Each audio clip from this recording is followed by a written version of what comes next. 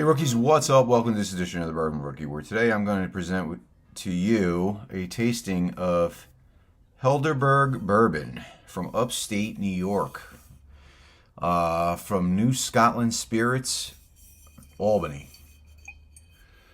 And this comes as a gift from my brother. I went upstate and we met up and he presented me with this, so I felt in honor of him, I would give this a shot. Give it a quick taste, give it a quick review.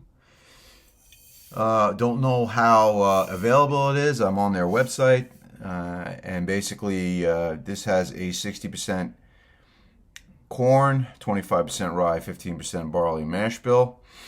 Looks like they give you a list of the states that they will ship to. This is 99 proof. 99 proof, and it's got a pretty cool color. It's almost red, almost a reddish color, close to a like a red wine. And they have this cool like copycat Maker's Mark wax rubber melted thing over the cap thing. And so we're going to get into this. This is 5 years old. You know, the label's fairly informative. It tells you how old it is, you know, the batch, the barrel, the whole nine. And it's a nice looking bottle. And you know, like I said, New York is a fairly bougie market when it comes to whiskey. You're not going to find a lot of people that are into whiskeys unless you know, you're in like certain parts of Brooklyn where it's kind of yuppie-ish, bougie, hipster. You know, New York's more of a wine, tequila, and vodka market more than anything else. So we're starting to see breweries pop up. Well, we have breweries for beer, but I mean distilleries popping up upstate. And we have 3 in Brooklyn, in the metro area.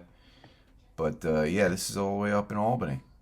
So I'm having a little bit of a time opening this, and I'm going to take a break, open this, and I will be back. All right, so we got her open, we got her poured. And I've only poured this about 3 seconds ago. So right away you're getting a lot of ethanol, alcohol in the glass on the nose. Almost a medicinal smell to it.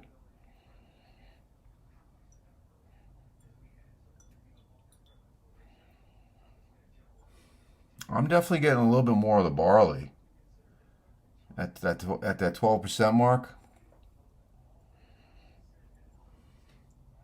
Almost a little bit of a,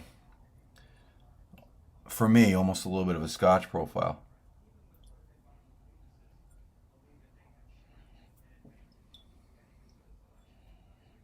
Maybe a small hint of a fruit, like a cherry. Like I said, on that medicinal side. You know, that medicinal cherry side of it. But it's got a really nice dark color to it. I kind of dig the color on this. So, anyway, cheers. Let's get into it.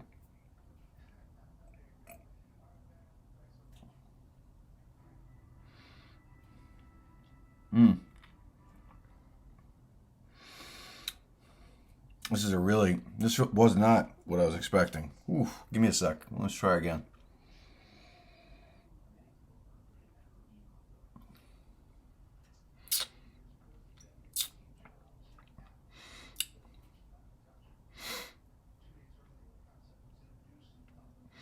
This is probably going to change a lot once it's aerated, but this is a very interesting flavor profile. I'm trying to basically give it. There's some dankness to it, like you know, when people mention dankness or wet basement type feel, there's a really good mouth coating on this. I swear to God, it's almost like a cinnamon. Like the coating that I'm getting in my mouth is almost like a cinnamon. And it's going up into the sinuses, into the nose. There's a nice oak presence to this.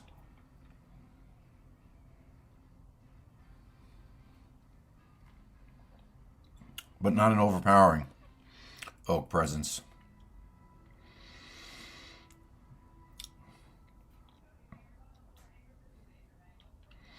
I'm not getting like the traditional profiles that I would get in like a Kentucky bourbon or other bourbons that in my limited experience I'm getting like, was it maybe more of a molasses note? I would think it would be more of a molasses note, but if you've ever had molasses unsweetened, it's not good. It's not good, but once you start to add some sweetener to it, well, with anything, it changes the profile. So there's a molasses, a cinnamon that I'm getting, and it's pretty good. It's good. It's actually a pleasant surprise.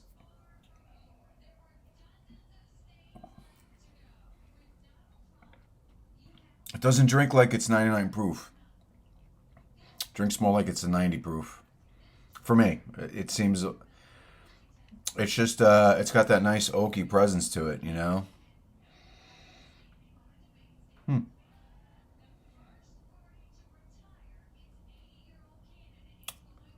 It's good. It's really good. I might pause the video and give this a few more minutes to open up and come back to it. I think I'm gonna do that. All right, so I've probably paused the video for about 10 minutes and I've been steadily aerating this, swirling this around in the glass, and what I can tell you is I've gotten a little bit more grape on the nose, and the initial oak that I got on the palate has pretty much smoothed out. So this is smoothed out, and we've got a little bit more of a grape note. We still have the molasses, but it's a little bit more subtle. So this is mainly like you mainly have that dank grape, almost a grape wine note, slight little bit of oak on the palate, but like I said, it's smoothed out tremendously. If you're somebody who's a Scotch guy, you probably would like this because it's that 12% barley kind of adds a little bit more of that peatiness, a little bit more of a tiny bit more of a Scotch profile. If you were going to a party, sorry about the watch. If you were going to a party and you had a crowd of guys where you didn't want to break your bank and bring a bottle of Scotch and then also bring a bottle of bourbon to try to appease two separate crowds, this might be a good offering to appease both palates, if that makes any sense. So I'm not sure how readily available on Long Island this is. I know that upstate New York, they support the local distilleries, the local bourbons, the local farms. So a lot of these products are readily available once you're outside the city, upstate New York. But I will look for this and see if I have it in, or if a lot of my local liquor stores carry this. It's on their website. They have it for about $57, and they will ship it to certain markets. Like I said, I don't know how much that costs. I'm not getting that far into it. You could do all that research on your own, but this is a definite recommend. and it's actually a very pleasant surprise. So yeah, it's definitely smoothed out. Just needed about 30 minutes of aeration. It's smoothed out. I almost got a little bit of a light cocoa note on that, you know, on the finish, on that sip. So, and again, it doesn't drink the proof. It doesn't taste like it's a 99 proof or almost 100 proof bottle. It tastes more like a 90 proof bottle. So, yeah, again, without beating the dead horse, thank you, Darren. This was a pleasant surprise and a goodbye. So, stay frosty, guys, and we'll see you on the next review. Ciao.